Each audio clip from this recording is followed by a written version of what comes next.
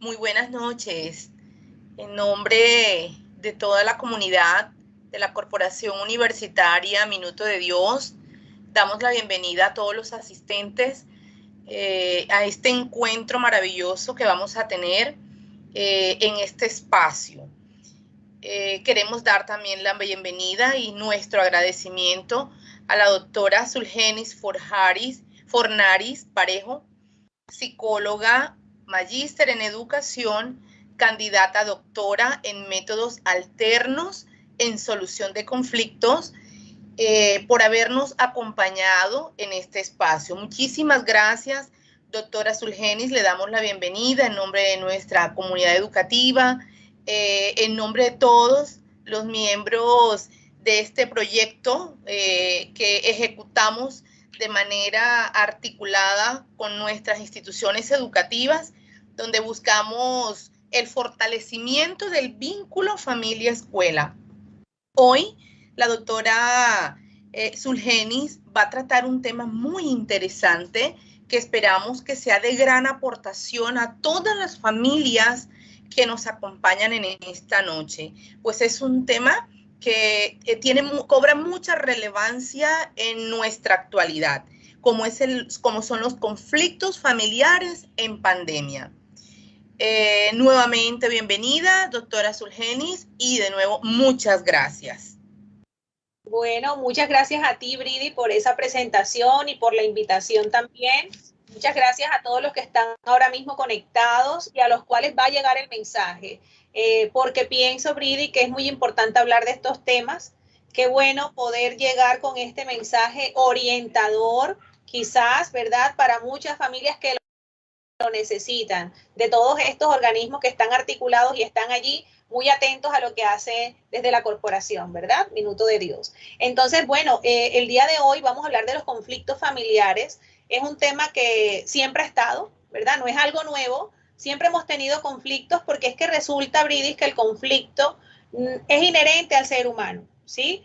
Los conflictos en alguna medida nos ayudan también a avanzar, a evolucionar, porque gracias a veces esas contradicciones, porque el conflicto puede definirse así, unas contradicciones, unas tensiones que hay, puede ser entre dos partes, ¿verdad? Y esas fricciones se pueden deber a diferencias en las creencias, en los intereses, en los deseos, ¿verdad? Pero también esos conflictos o esas tensiones que pueden haber se dan también a nivel interno, es decir, que cada persona también vive sus propios conflictos a lo largo de toda su vida. Entonces, es importante hablar un poco sobre eso, porque cuando a veces pensamos palabra conflicto, uy, terrible problema, pero resulta que el conflicto también tiene sus particularidades que contribuyen a que el ser humano pueda evolucionar. Entonces, imagínate, conflictos familiares unidos con el término pandemia. Pandemia que significa también problema, ¿sí? Cambio.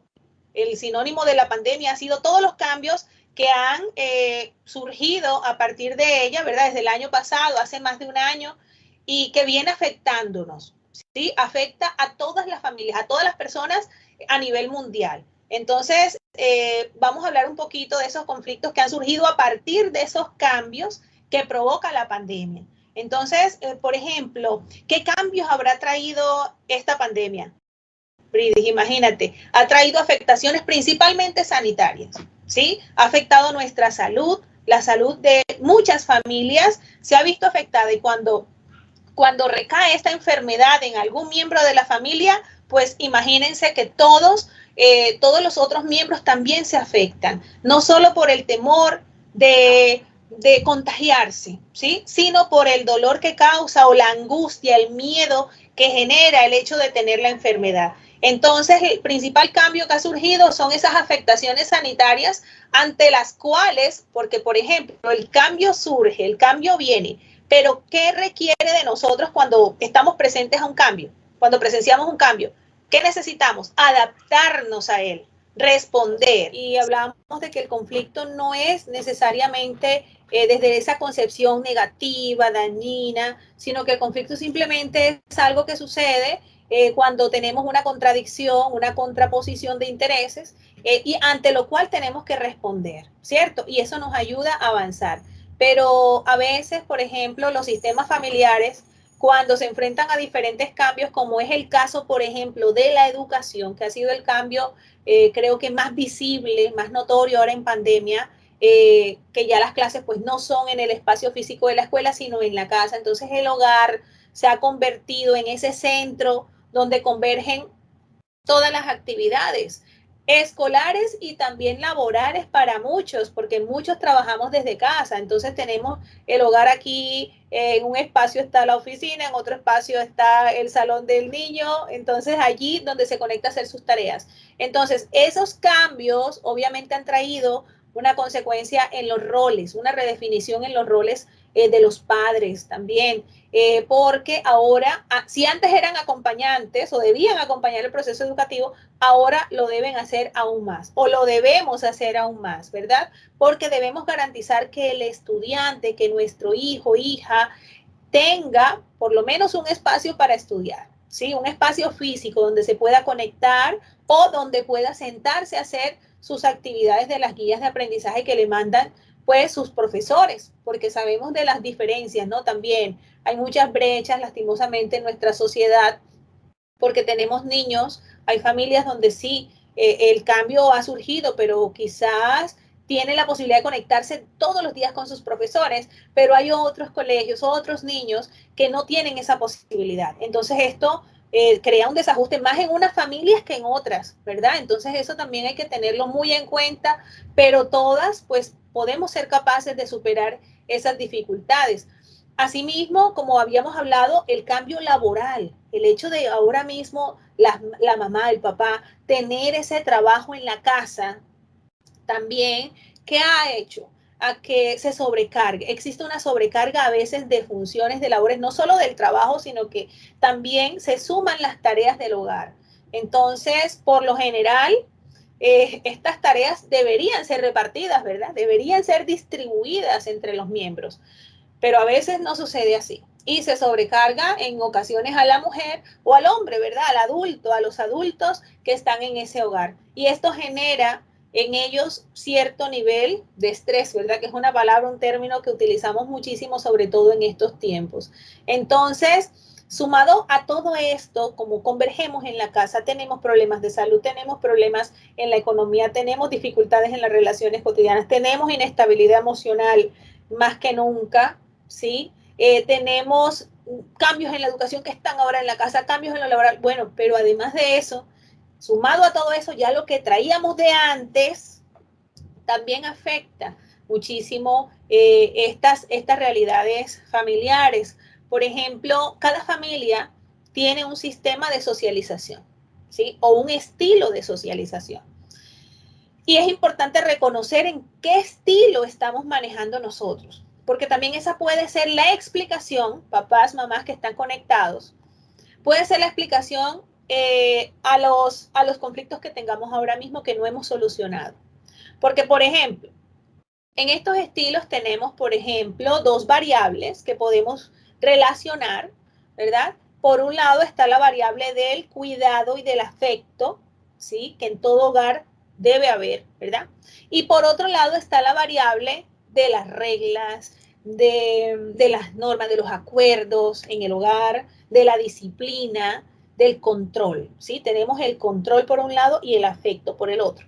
Entonces, ¿qué ocurre? Que a veces hay familias que en la variable del afecto estamos fallando, ¿sí? Es decir, no hay expresiones de afecto, hay bajos niveles de comunicación, pero por el contrario, sí hay mucho control, ¿sí? Entonces, cuando esto sucede, estamos frente a un estilo autoritario.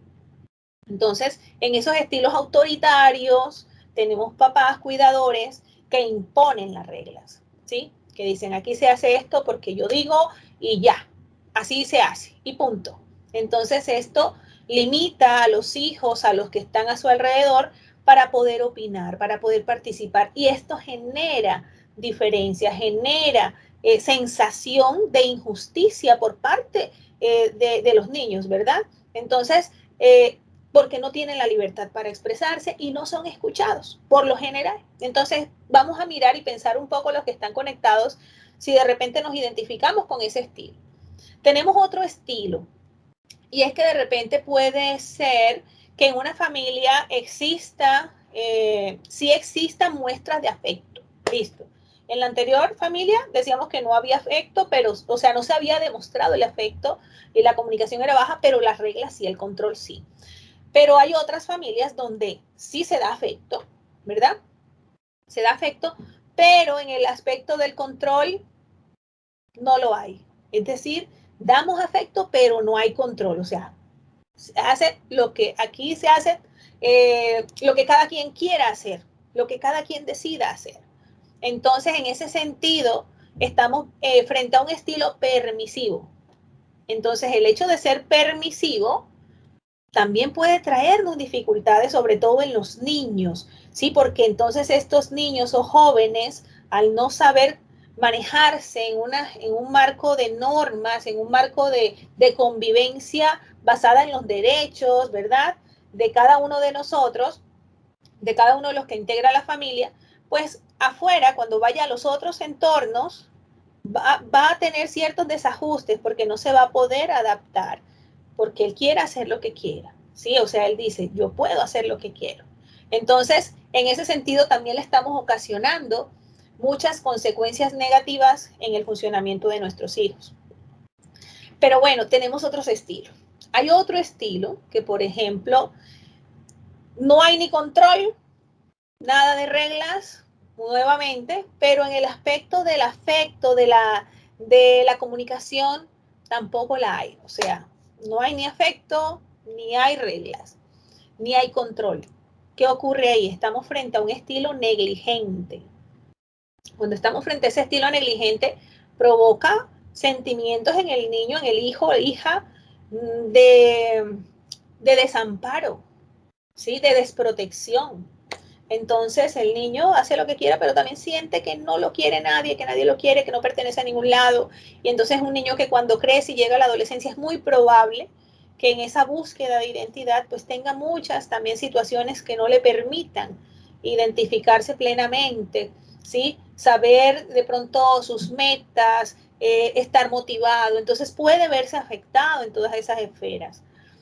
¿Y qué ocurre? Que quizás sí, antes teníamos esos estilos. Imagínense ahora en pandemia, aquellos estilos pueden agudizarse y se pueden estar manteniendo y no hacemos nada frente a ellos. Entonces aquí la idea es que aquellos que están escuchando ahora mismo puedan preguntarse eso, qué tipo de estilo nosotros estamos manejando. Pero ojo, les dije tres que pueden traer consecuencias negativas, ¿cierto? Si se van al extremo. Pero encontramos otro estilo, que es el que es como el ideal, y es aquel que combina perfectamente las muestras de afecto, la comunicación, pero también hay normas, también hay control, ¿sí? Del comportamiento, de las actitudes, ¿sí? Normas que regulan la convivencia en el hogar, acuerdos. Entonces, cuando estamos frente a ese estilo, es un estilo democrático, ideal, ¿verdad? Donde los papás pueden acordar con los hijos qué podemos hacer, y le damos explicaciones también a los hijos. Los hijos necesitan saber el por qué a veces, ¿sí? Que no puede salir, mi amor, ¿por qué? Por esto le explico las razones y razones que lo involucren a él sobre el cómo se va a ver perjudicado al hacer eso que él quiere hacer y que de pronto ahora mismo no sea prudente, pero más adelante quizás se pueda lograr, ¿sí? Entonces, cuando utilizamos en estos estilos democráticos un medio tan importante como es el diálogo, ¿sí? El diálogo, la comunicación, cuando es asertiva, cuando es muy efectiva, positiva y rodeada de afecto, puede contribuir a que los hijos, las hijas, asuman sus roles de una manera muy, muy adecuada. Entonces, es importante que nos preguntemos eso. Ante los estilos podemos decir algo. No siempre todos son autoritarios. No siempre todos somos permisivos o somos negligentes. Hay algunos momentos en los que lo somos. Cierto, algunos pensarán eso. Anda, pero yo a veces actúo de esta manera, a veces actúo de otra, y eso es posible que pase. Entonces, la idea es caminar lo más posible hacia el estilo democrático. Y ojo con esto, papás y mamás que están conectados, o familiares o cuidadores de nuestros niños, niñas y adolescentes, que también tenemos que colocarnos de acuerdo, porque también otra de las causas que desencadena la violencia en el hogar o las relaciones conflictivas o las relaciones que pueden ser disfuncionales en el hogar, pueden derivarse de esa incoherencia que hay entre mamá y papá. A veces los dos tienen estilos distintos. El uno es negligente, no se preocupa por sus hijos, inclusive vemos situaciones de abandono muy claramente definidas. Y tenemos otro que es muy permisivo, ¿sí? Permisivo. Entonces, necesitamos saber, pero bueno, casi que se me escapa decirles un estilo interesante porque también lo hacemos. Ese estilo sobreprotector. Cuando nosotros tenemos mucho control, pero ya es en exceso, ¿sí? Del niño, de lo que hace, de lo que puede hacer, y obviamente también mucho afecto. Entonces, a veces anulamos al niño, no le damos la decisión, hablamos por él. Incluso cuando nos preguntan, le preguntan cosas a él, nosotros respondemos por él, ¿sí? Entonces, qué importante saber y que definamos papá y mamá, que hablemos un mismo lenguaje, porque cuando no se habla, esto genera más contradicciones en los niños y los más afectados son ellos, por supuesto. Entonces, también la invitación es a que pensemos en los diferentes tipos de conflictos. Hay muchos conflictos, hay conflictos por lo menos intrapersonales, interpersonales, ¿verdad? Intragrupales, que son los que estamos ahora estudiando, que allí entran los conflictos familiares, que son grupos en los cuales nos tenemos que seguir viendo todo el tiempo, entonces ese conflicto tenemos que solucionarlo. Porque ¿qué pasa si no solucionamos? O sea, si un hermano pelea con otro hermano, discuten. ¿Será que toda la vida puede estar así? No, tenemos que llegar a una solución porque no puedo darme la vuelta y ya no lo veo más. No, como estamos viviendo en el mismo hogar, tenemos que buscar la forma para llegar a un acuerdo, ¿sí? Para solucionar y para poder avanzar en esa controversia que tenemos. Entonces, además de esa clasificación, también, bueno, tenemos la otra, que son los intergrupales, ¿sí? Que se dan entre grupos claramente definidos. Pueden ser también, tenemos aquí esos conflictos vecinales. Hay conflictos que hay entre vecinos, ¿sí? Entonces, si son diferentes grupos que están allí representados por estas distintas familias. Entonces, qué importante poder centrarnos muy bien en identificar familias que están conectadas, qué conflictos se están dando, cómo estoy llevando mi proceso de socialización con mis hijos, ¿con cuál me identifiqué? Bueno, entonces hay que ir caminando hacia el democrático, pero también es importante, papás y mamás y abuelas, bueno, todos los cuidadores, que pensemos si el conflicto existe, es real o solo está en mi cabeza, porque también está esa clasificación, hay conflictos reales y conflictos irreales, ¿sí? Los reales son los que se basan en ellos, sí, ¿verdad? Tú dijiste esto, esto y esto, lo cual no estuvo bien, ¿sí? Pero a veces el irreal está solo en tu mente cuando tú dices, ay, no, pero es que yo creo, mira cómo me miro, ay, no, ¿será que... ¿qué estará pensando de mí? Mira, tú me dijiste esto con la mirada, solo con la mirada me dijiste esto, esto y esto. Caramba. Y la otra persona dice, no, pero ¿cómo así? Eso no es así. Entonces son conflictos irreales. Entonces hay que mirar muy bien qué tipo de conflicto estamos manejando. Si es un conflicto agresivo o no agresivo. ¿Sí? Hay conflictos que tienden hay una intención de una parte a la otra de hacerle daño, pero a veces tenemos conflictos donde no hay la intención de hacerse daño, ¿sí? Hay diferencias, pero tratan de buscar la solución. Entonces hay que preguntarnos si esos conflictos de verdad sí existen, si ese conflicto llega a tal punto de que me anula y no me deja avanzar y no me levanto de la cama porque es que ya yo no le quiero ni ver la cara a mi mamá ni a mi papá, o no le quiero ver la cara a mi hijo, no, y entonces por eso dejo de trabajar, dejo de hacer cosas. Es un conflicto disfuncional, ¿sí? Estamos frente a ese conflicto disfuncional que hay que mirar qué salida podemos encontrar. Diferente es que, bueno, tengo un conflicto con mi hijo, con mi hija, con mi esposo, mi esposa, y, lo enfrento. vamos a hablar, vamos a dialogar. Eso es un conflicto funcional, ¿ok?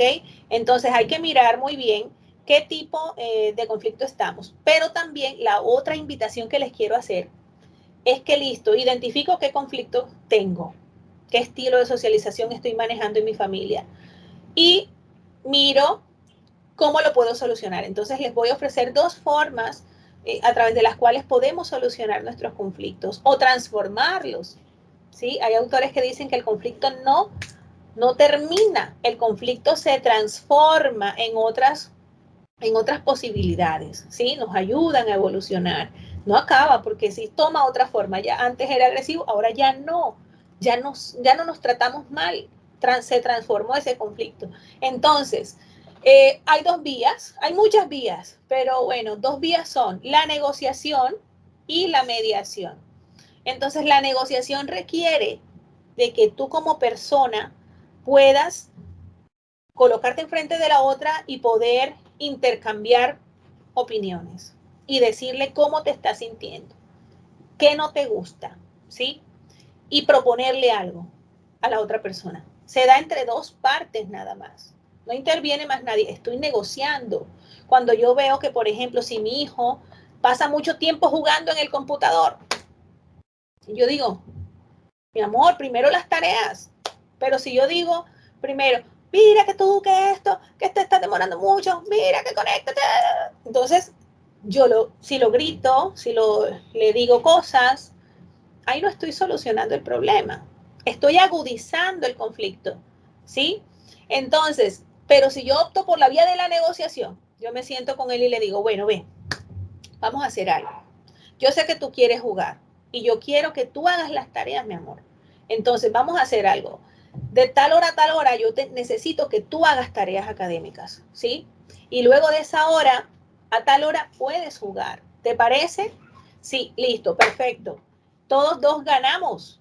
Propusimos algo y ganamos los dos, ¿cierto? Entonces, negociar es importante.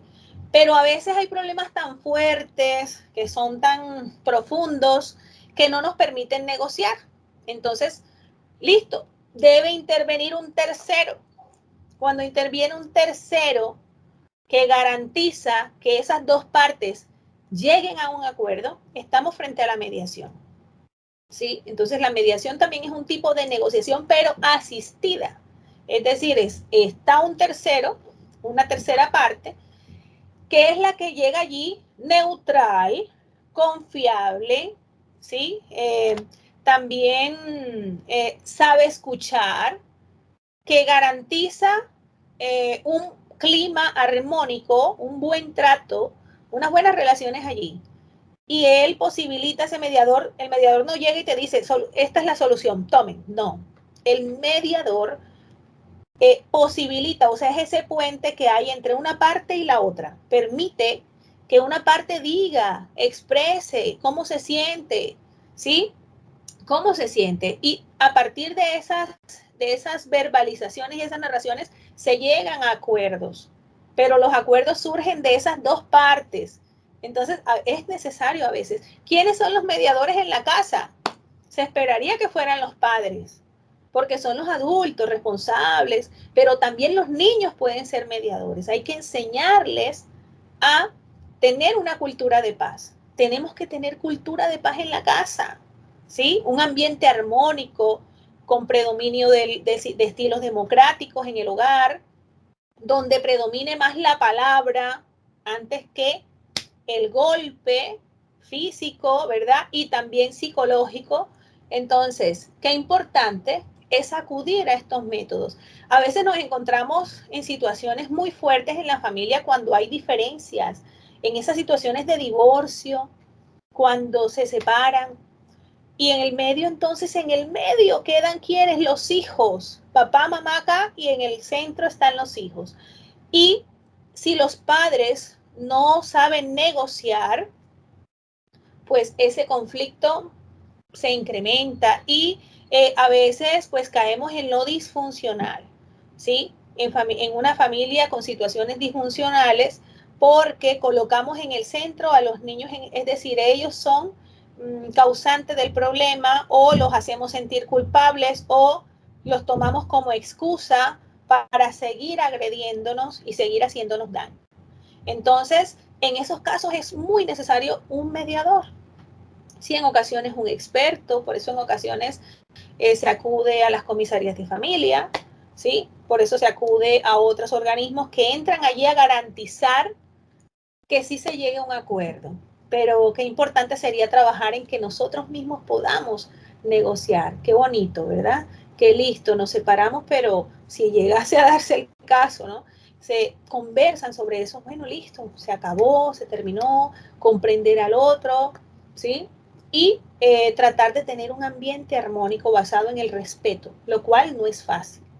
Pero bueno, también podemos, como les dije, en la mediación, a veces vemos que hay hijos que son los que median entre papá y mamá. Y gracias a esa mediación del hijo, se llega a una solución. Cuando el hijo le dice, no, pero es que, ¿cómo así, mami? Explícale a mi papá qué fue lo que pasó. Papi, explícale a mi mamá qué fue lo que pasó, o tú pensaste. Estamos actuando como mediadores, entonces qué bueno que podamos nosotros tener ambientes familiares donde negociemos ante el conflicto o donde mediemos ante el conflicto, ¿sí? Alguna de las dos. Y para que esto sea posible, ya con esto vamos a terminar esta conversación para dar paso a las preguntas.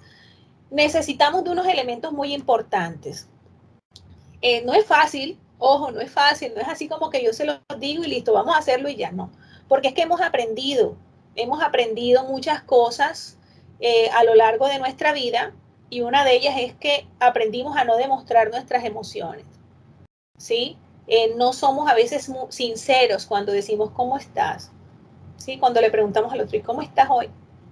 A veces le preguntamos y ya, pero no lo escuchamos y solamente decimos bien por quedar bien, ¿sí? Entonces nos acostumbramos a no develar, no identificar nuestras emociones y no expresarlas, no canalizarlas de una manera correcta, ¿sí? No dosificarlas. Entonces, la invitación es que para que logremos ser negociadores o actuar bajo la mediación y que lleguemos a acuerdos en la familia, necesitamos un buen manejo de las emociones, ¿sí?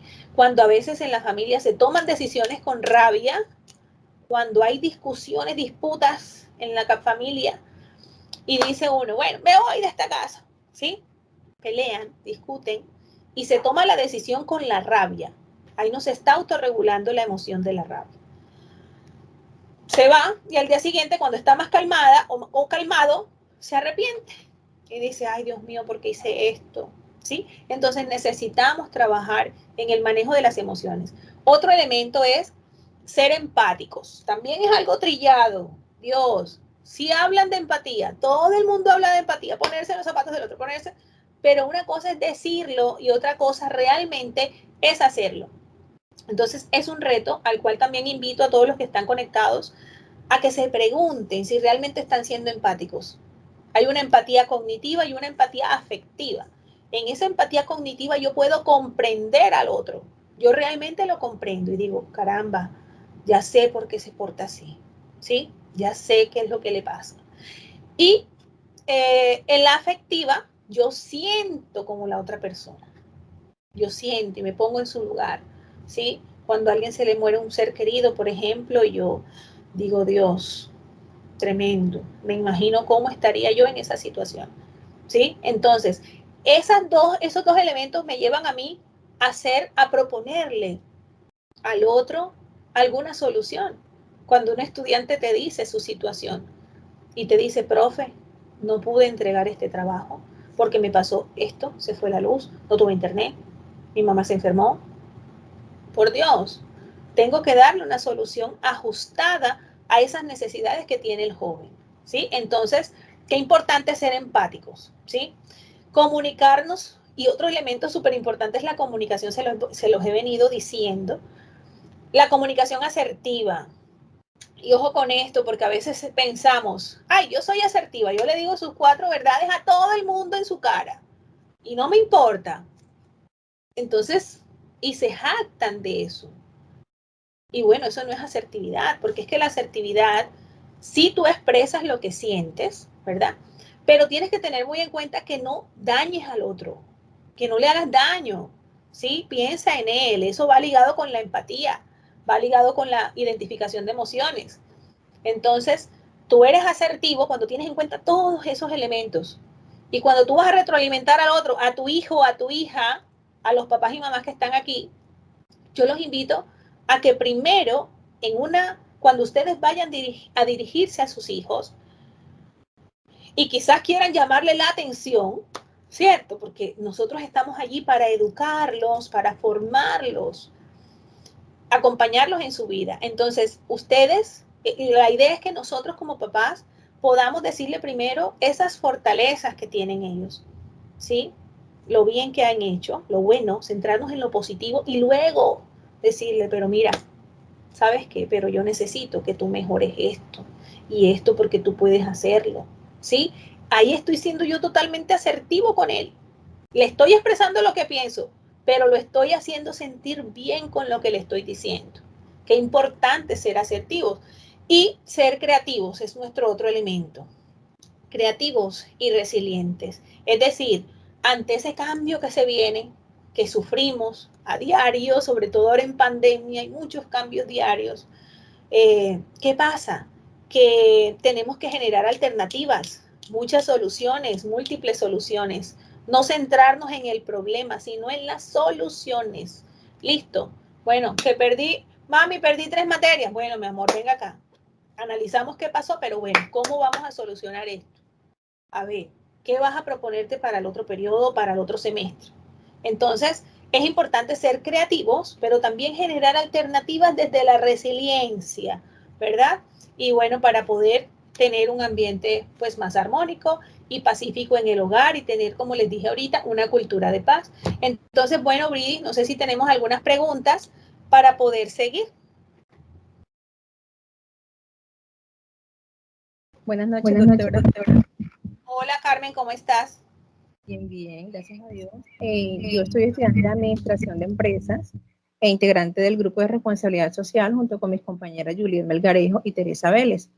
De verdad, muchas gracias por esta charla tan edificante porque estamos viviendo unos momentos muy difíciles ahora en temas de pandemia que de verdad han puesto a prueba a muchas familias. Lamentablemente, muchas no han podido continuar juntas de pronto por falta de todas estas charlas y todo esto que nos puede ayudar y es muy enriquecedor para todos nosotros, de verdad, muchísimas gracias.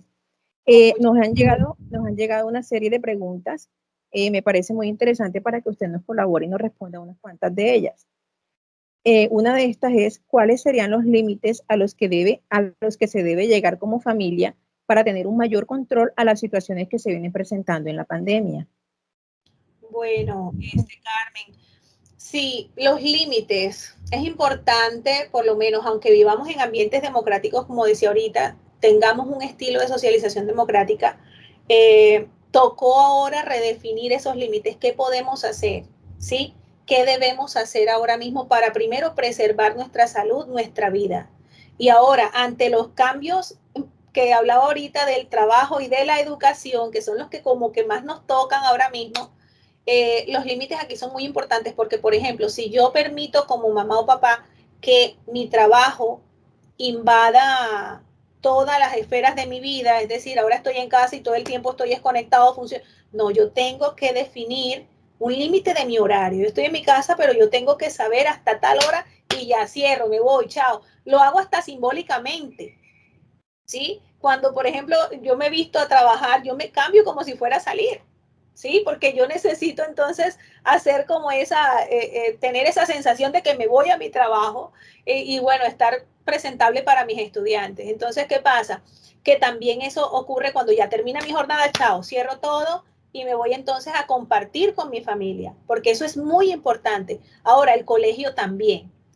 Carmen, también es importante definir hoy día los horarios. Hay colegios que sí, por ejemplo, como te decía, hay colegios que tienen conexiones sincrónicas con los niños todos los días, pero son muy pocos, o sea, hablando de verdad, a nivel general en Colombia son muy pocos, pero la mayoría de pronto se conectan algunos días a la semana con sus profesores, ¿verdad? Son esporádicos, sobre todo en los colegios públicos, algunos colegios públicos, no todos, y también hay otros que no se conectan, sino que son con guías de aprendizaje. Entonces, ¿qué pasa? En la casa toca definir horarios, rutinas. Es muy importante, Carmen, el uso de las rutinas, el manejo del tiempo. Desde los niños muy pequeños hasta los que ya estamos adultos, saber qué vamos a hacer en la mañana, qué vamos a hacer en la tarde, qué vamos a hacer en la noche, qué vamos a hacer para integrarnos, para cumplir con el trabajo, con el estudio y también para seguirnos brindando amor y crecer como familia.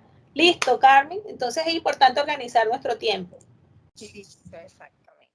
Bueno, la otra pregunta sería, ¿cuál cree que es la mayor preocupación en los hogares en estos momentos? ¿El contagio, quedar sin trabajo o estar realizando las labores diarias del hogar o y las labores del trabajo? Todas las anteriores, sin duda, todas las anteriores, solo que tener preocupaciones es algo que está muy presente en nosotros, sobre todo desde que vino el COVID. Antes de también, pero ahora se han agudizado más los temores a morir, la preocupación de morir, de dejar a nuestros seres queridos, de saber que la vida, antes lo sabíamos, pero ahora lo estamos viendo como muy cerca. Entonces yo pensaría que esa es una de las principales preocupaciones, porque conozco muchas personas que me dicen, Zulgeni, yo tengo miedo de salir. Yo de verdad que tengo pánico a salir y mejor no salgo. ¿Por qué? Porque su mayor preocupación es enfermarse y morir. Entonces, yo pienso que la principal preocupación es esa y de allí se derivan otras más. Claro que de pronto yo te lo digo por mi percepción, pero quizás la mayor preocupación para nuestros niños, cuál sea, que no pueden salir y verse con sus amigos porque son en esta etapa, por ejemplo, te hablo de, yo tengo un hijo de 13, entonces está en esa plena etapa donde el par, donde los amigos son lo más importante, ¿sí? Entonces, son preocupaciones diversas dependiendo de la etapa en la cual nos encontremos, ¿verdad, Carmen? Sí, lamentablemente los niños han sufrido también bastante el cambio. Pues con Sí. mi hija, por ejemplo, ella tiene 11 años y llegó un momento en que le tenía miedo a la muerte. Entonces ella decía, ay, mi abuelita si se enferma, no, yo mejor no salgo, porque le daba temor todo esto. Entonces ellos han sufrido todos los cambios de colegio, de amistades, todo, entonces les ha tocado muy duro. La otra pregunta, ¿considera usted que sí existirá un cambio en los hogares colombianos desde lo vivido en cada uno de ellos una vez volvamos a la normalidad? Sí, yo pienso que todo, o sea, van a permanecer unos cambios, si bien es cierto que todos esos cambios que han venido nos van a provocar nuevas adaptaciones, ya no somos los mismos. Por lo menos cuando al inicio hablaba de esos cambios en esas afectaciones en lo sanitario, pues eso es lo principal. Ahora mismo nosotros yo creo que el uso de la mascarilla va a quedar por mucho tiempo, tenemos que autocuidarnos, ¿verdad? Entonces, por eso ha renacido porque mucha gente era muy descuidada antes, o éramos, yo también me incluyo. Entonces, ahora tenemos esa nueva competencia. ¿Qué otro cambio va a quedar? O pienso que va a quedar el hecho de compartir un poco más en familia. Otro cambio es valorar las cosas pequeñas, valorar la vida, valorar la salud. Yo creo que la salud es el tesoro ahora más grande que tenemos y creo que eso ha quedado como en el imaginario y en el presente de todas las familias. Otro cambio, Carmen, es en la educación. Yo pienso que también esto ha traído muchos aspectos positivos para los chicos.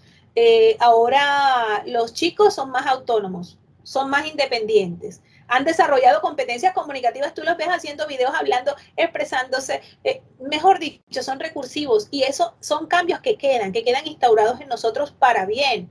Hay una autora que hablaba, una investigadora argentina, que ella decía en un video que esta pandemia debemos considerarla como esa tormenta que llega y luego se va y quedan en la playa algunos tesoros visibles que antes no estaban. Entonces, uno de los tesoros son esos que te estoy diciendo, el autocuidado, la autonomía de parte de los niños, la versatilidad de parte de la familia para enfrentar los retos económicos, o sea, el emprendimiento. Entonces, sí van a quedar muchos cambios, definitivamente para mí. Sí, exactamente. Y la última pregunta sería, ¿cuáles serían esos tips que usted considera necesarios para tener una mejor convivencia? Bueno, sí, hay muchos tips, hay muchas cosas que uno podría decir, pero de acuerdo a lo que hemos conversado, podríamos decirle a la familia o invitarlas a que analicen qué origina sus conflictos, ¿sí? ¿Qué tipos de conflictos estamos viviendo? ¿Será que tenemos conflictos? Obvio que sí, pero ¿cómo son esos conflictos? Porque obviamente todos tenemos conflictos. Que se pregunten, más bien, más que tips, son preguntas que yo les hago a las familias para que ellos se hagan. ¿Cuál es el estilo de socialización que está manejando ahora mismo con sus hijos? ¿Se considera usted democrático, permisivo, negligente, autoritario, sobreprotector? Entonces, vamos a mirar cómo estamos haciéndolo. Ningún papá es perfecto, nadie. Pero estamos en esa intención de dar lo mejor de nosotros. Y si reconocemos que hay algunas formas en las cuales puedo brindarle una mejor educación a mi hijo, formación en el hogar, pues yo debo hacerlo, ¿verdad? Eso lo hacemos todos los papás que somos responsables y amorosos con nuestros hijos. Pregúntese, papá y mamá, ¿cómo es el ambiente familiar? ¿El ambiente familiar es tranquilo, relajado o tenso, donde nadie quiere estar? O sea, vamos a ver cómo es ese ambiente y qué estoy haciendo yo como papá o como mamá para que eso sea así, ¿sí? Vamos a mirar también, si yo quiero solucionar, te pregunto, papá y mamá, ¿quieres solucionar esos conflictos? ¿Lo puedes hacer?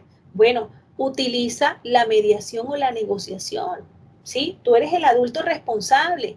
No podemos a veces decir, es que yo no sé ni qué puedo hacer con mi hijo. No sé qué hacer con mi hijo, todo el día no se le pasa conectado. No, bueno, pero toma las riendas, o sea, establece con él acuerdos, ¿sí? Definan los roles, cuáles son tus deberes, cuáles son los de él, cuáles son sus derechos, ¿sí? Entonces, porque también hay que garantizarle a los hijos el derecho a la recreación, ¿sí? Al deporte, al ocio, ¿sí? También es importante. No todo el tiempo son tareas y no todo el tiempo es ocio, ¿verdad? Entonces hay que encontrar ese equilibrio, generar ahí unos acuerdos en la familia. Les pregunto a las familias también, pregúntense, ¿autorregulan sus emociones? ¿Sí? ¿Cómo actúan cuando tienen rabia en el hogar? ¿Sí? Toman decisiones con molestia, con rabia o cuando ya están calmados. Porque sabemos que si lo hacemos con rabia, eso, por Dios, a veces tenemos padres o familiares que implementan castigos con sus hijos basados solo en su emoción. Es decir, me dio tanta rabia que yo, Dios mío, le hice porque tenía rabia. Entonces, vamos a mirar cómo estamos nosotros reaccionando entre nuestros niños, si es por la emoción mía o porque realmente yo analizo y eso que hizo el hijo o la hija va en contra de los valores, va en contra de lo que le estamos enseñando en la casa, ¿sí? Entonces, y una última, otras preguntas podrían ser cómo se están expresando, somos asertivos, somos empáticos, ¿será que usted, papá, está contribuyendo para que ese hogar sea armónico, como lo dijimos ahorita, libre de riesgos? Allá prevalecerá el diálogo, la comunicación. Entonces, son esas preguntas, Carmen, que yo les hago a las familias y los invito a que se las hagan, porque a partir de allí es que se genera una autoevaluación, ¿verdad? Y mirar cómo lo estamos haciendo, ¿sí? Y cómo podemos ser mejores.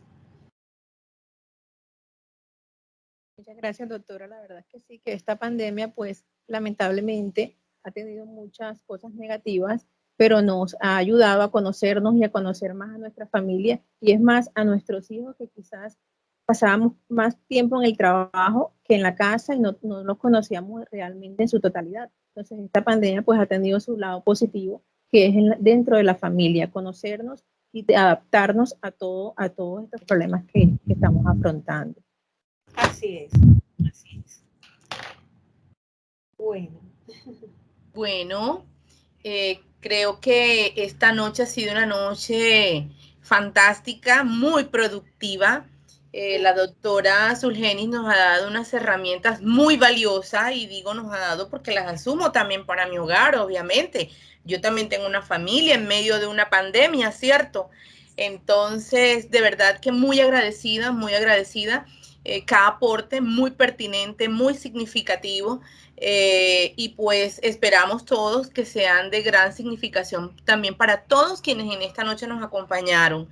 Doctora Sulgenis, muchísimas gracias de verdad por este espacio de tiempo que nos ha regalado para compartir tan enriquecedores conocimientos, sus recomendaciones tan pertinentes. Entonces, pues en nombre de nuestra comunidad educativa, de nuestras queridas estudiantes y obviamente de todos quienes nos acompañan hoy acá en este espacio, agradecemos de verdad por todo lo que nos ha regalado. Bueno, muchas gracias a ustedes y bueno, les deseo lo mejor y que sigamos adelante en medio de esta pandemia, que sí lo podemos hacer. Muchísimas gracias. Feliz noche. Feliz noche. Chao. Chao.